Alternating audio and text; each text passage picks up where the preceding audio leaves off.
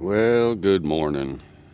It's just another day at the Burney Park base camp, chilling, sucking in some sunshine,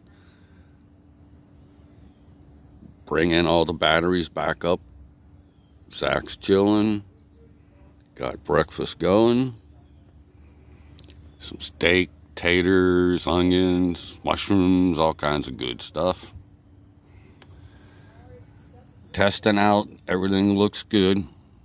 Got the new solar controller, last one died, and the inverter installed.